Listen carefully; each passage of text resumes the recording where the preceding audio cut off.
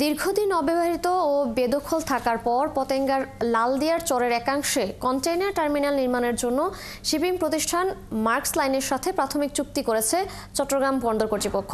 এই লক্ষ্যে চলতি বছরে বাকি কাজ সম্পন্ন করার চেষ্টা করছে সরকার। অপর অংশে নিজস্ব কন্টেইনার ইয়ার্ড করার পরিকল্পনাও রয়েছে বন্দরের। সাইফুল ইসলাম শিল্পীর তথ্য ছবিতে প্রতিবেদন। কর্ণফুলী নদীর তীর ঘেঁষে নগরীর পতেঙ্গা এলাকায় এই লালদিয়ার চরের অবস্থান। প্রায় 40 বছরের বেশি সময় ধরে পুরো এলাকাটি দখলে ছিল। বন্দর কর্তৃপক্ষ এলাকাটি দখলমুক্ত করলেও দীর্ঘদিন জায়গাটি অব্যবহৃত অবস্থায় পড়ে আছে। এরই মধ্যে লালদিয়ার চরের 64 একর জমি 2 ভাগ করে উন্নয়ন পরিকল্পনা করেছে বন্দর কর্তৃপক্ষ।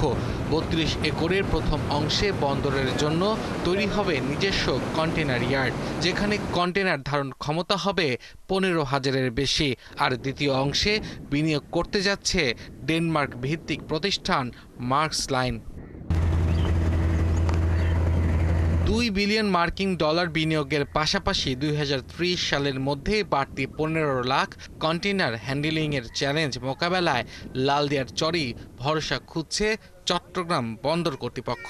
কারণ আমাদের যে কার্গোর যে এবং কন্টেইনারের যে গ্রোথ, সেই অনুসারে আমাদের অনেক ক্যাপাসিটি বাড়াতে হবে, সময় কিন্তু বেশি নাই। তো সেই জন্য আমরা মনে করি যে লালদিয়া আমাদের খুব দ্রুত করা দরকার। তো আমরা ওইটা নিয়ে কাজ করছি এবং আমার মনে হয় আমরা খুব তাড়াতাড়ি কাজটা আমাদের কন্ট্যাক্ট হয়ে যাবে।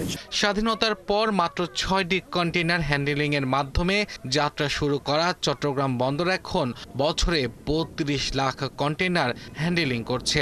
একইভাবে বন্দরের কন্টেইনার ধারণ ক্ষমতা দাঁড়িয়েছে 53,000-এ। কিন্তু 2030 সালের মধ্যে বাড়তি 15 লাখ কন্টেইনার হ্যান্ডেলিং সক্ষমতার চ্যালেঞ্জ সামাল দিতে লালদিয়ার চরকেই বেছে নিতে হলো বন্দর কর্তৃপক্ষকে।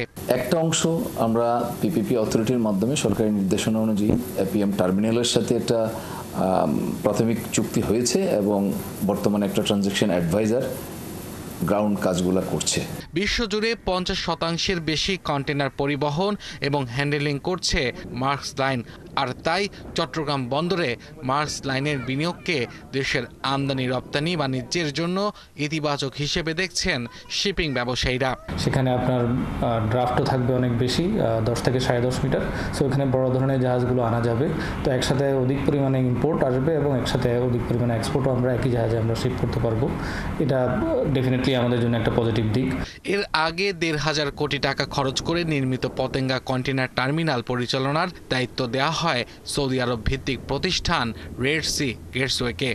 রেডি কোনোকে না যাওয়ার থেকে যে এসে এটাকে ইনভেস্ট করে সেটাকে তৈরি করে যদি তারা অপারেট করে, সেটা আমাদের জন্য অনেক বেশি ফিজিবল। কারণ তাতে হবে কি, আমাদের বৈদেশিক মুদ্রা, আমাদের টাকাটা সাশ্রয় হবে এবং সেটার দ্বারা আমরা হবে এবং তাদের সাথে একটা কন্ট্যাক্ট থাকবে। একসময় বাংলাদেশ পোর্ট এরাই সেটার মালিক হবে। চলতি বছরেই লালদিয়ার চরে কন্টেইনার ইয়ার্ড এবং টার্মিনাল নির্মাণের কাজ শুরু হবে। আব্দুল আল মামুন, ৭১।